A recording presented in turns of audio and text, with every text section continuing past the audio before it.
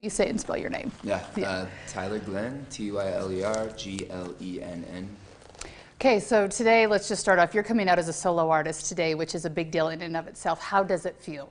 It's like exciting. It's a little bit like Christmas because it's like, I've been making music publicly and with a band, so it's fun to like completely not have a ceiling on what I've been doing, and I've been working on it for a long time, and it's I'm so like kind of pumped to have it out. So coming out as self, but you're really pushing the envelope when you do this and coming out with something very bold. Did you have a hard time picking what your first song would be that you would drop on your own, or did you know this is what I have to do? It's funny, the song Trash, I think I had it for a bit, and it correlated so much with what I was feeling and going through, and it was obviously inspired by the LDS Church policy, and that's kind of what caused it. And to me, like, that song is a glimpse into what will be the record, and it's the most angriest and most maybe aggressive song on the record. But I did deliberately want to start it with something that would start a conversation, and so that definitely wasn't on my mind. Well, I think you've started a conversation for sure. So trash, are you talking about how you feel about the church? I mean, what does trash mean? Yeah, I think it's more about my feeling in the relationship that I had with the church. It was, you have to understand, I served a mission. I was raised LDS. I believed it. I believed it up until 6 months ago. And the church showed me that the church wasn't true, because God is not of a policy that pushes and casts out, and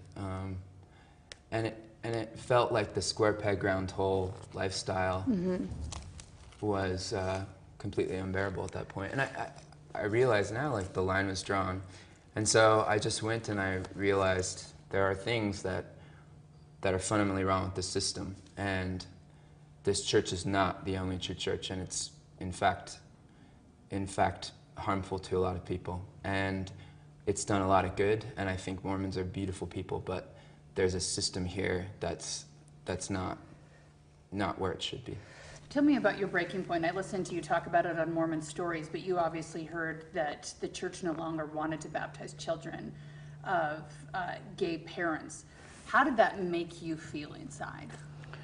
It was devastating. I went to baptism the following day because my older brother was baptizing his son, and I'm extremely close to my family, and I was in it just, everything felt so off, and I'd never had that feeling when I walked into church, and so it pained me to watch my brother get to do something that because I'm gay, I'm stripped of, and it's not right. It's just not right, and I know that people that maybe don't understand homosexuality, I know they know it's not right either. So there's something that we're not addressing here, and they're saying it's from God, and now my perspective on who that is altered, and it's hard as a 32-year-old man to a man of faith, and I haven't lost the spirit, but I'm trying to convey a range of emotions, and this is the first emotion, that emotion of anger and rebellion, and that's what I'm doing with this video and this first song. It feels like a coming out video to me in some ways. You obviously came out as being gay a couple years ago. Which is harder, do you think, coming out as gay or coming out as no longer a Mormon? This has been infinitely more anxiety-ridden, to be honest. But I'm just as confident, and I know that I'm gay and I was born that way, and I know that there are things and errors about this policy. And if my pointedness and my confronting nature with this video offends, then so be it. But I feel confident in what I've put out, and it is an artistic statement, and that's what I believe, Are you afraid that you'll hurt people you love? Because you obviously have friends and family members who are still Mormon. So many, yeah. I'm conscious of it. I'm not afraid. The word like fear is not surrounding this, which is really exciting. But I have a very I feel things. I do, and yeah, I don't want relationships to shatter. But luckily, the important ones are right by my side, and it's wonderful.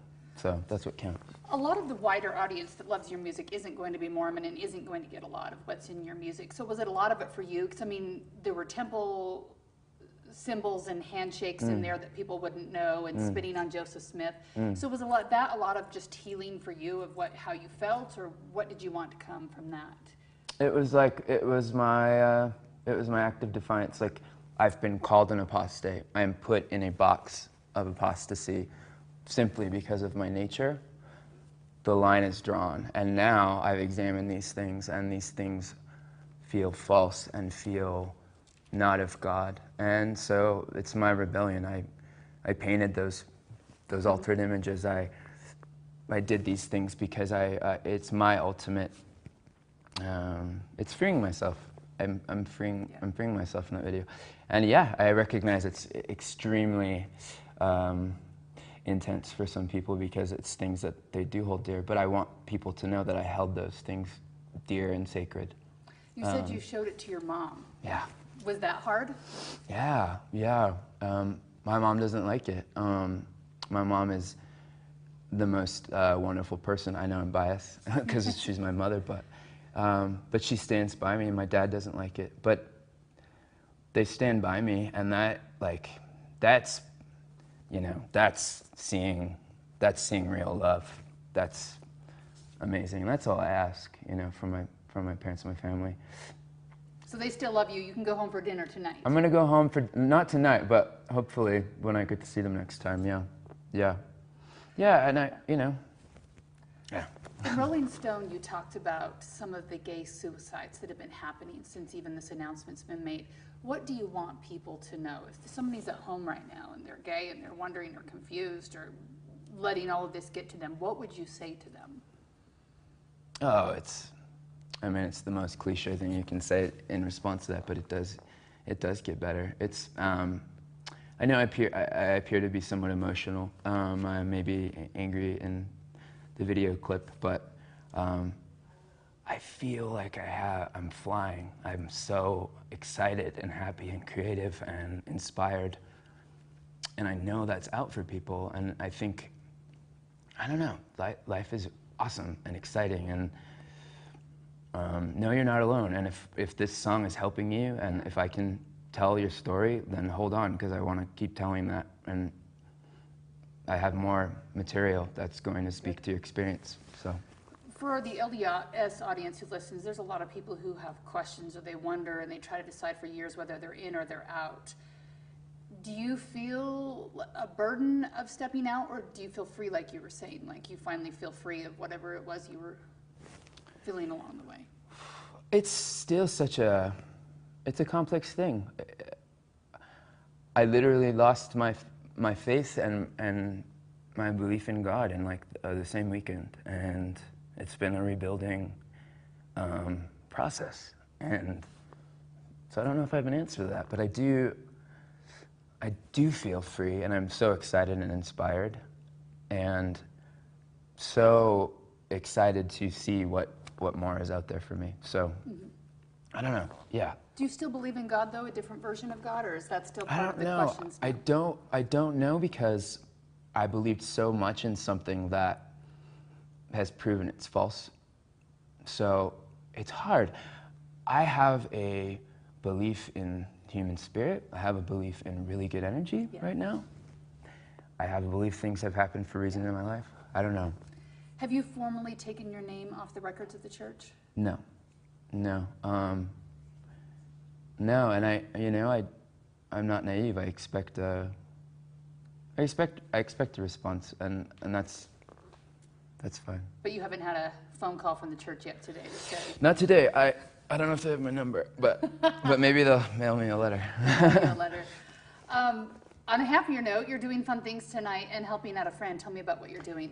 There's an amazing benefit show for our friend Corey Fox, who's in need of a kidney, and he's been an ally to me and to my band for over a decade, and he's in need, and he's brought so much culture to Provo, a town that kind of could use some. So it's been amazing to help him, and tonight we're with Imagine Dragons, and we're doing a special show. Cool. Anything else you're dying to tell me?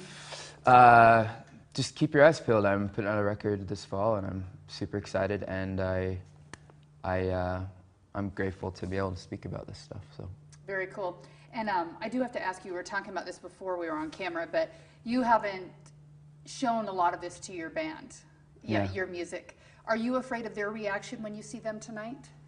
Again, I'm not afraid. I think I'm very curious, but you know, it's fun to live curiously.